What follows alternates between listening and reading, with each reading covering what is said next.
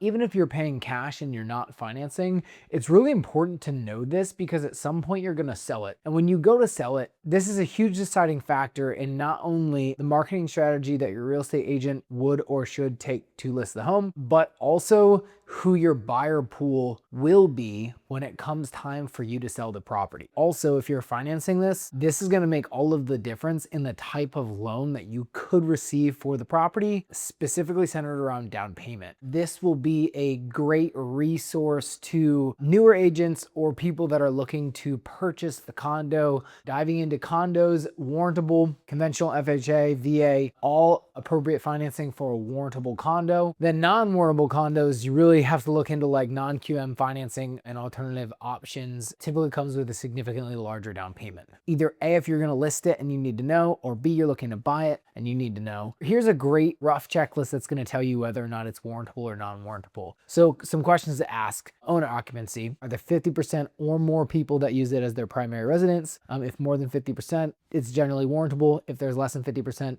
it's generally non-warrantable. Single entity ownership. Does one person or entity own over 20 or 25%? Odds are it comes back as non-warrantable. If not, there's not a single owner that owns more than 20 or 25%. Generally, it's considered warrantable. HOA financials. Does the HOA maintain a 10% reserve fund of their annual budget, or do they have low reserves or no budget at all? I actually submitted a condo questionnaire to a condo in Hinesville, Georgia one time, and they responded back, don't ever send us a condo questionnaire again. No, you can't see our financials. In fact, we don't have any books. We don't have a budget, and we don't know where this $260 a month that people pay us goes. We just pocket it. We're crooked. Yeah, needless to say, it was non-warrantable. So delinquencies are over 15% of people behind on their HOA dues by over 60 days. Generally, delinquent is non-warrantable, and not delinquent or less than 15% is warrantable. Is the condo association in any litigation? So oftentimes on non-warrantable, you'll see litigation surrounding like construction defects or any structural issues. And typically, even for a non-QM loan, if there's structural issues surrounding that specific building, it's gonna be really difficult to finance that. If it's a different part of the complex or it's like a public space or something like that, generally you're still okay non-QM, again, just with that bigger down payment. And then commercial usage. So less than 35% of it used for commercial purposes.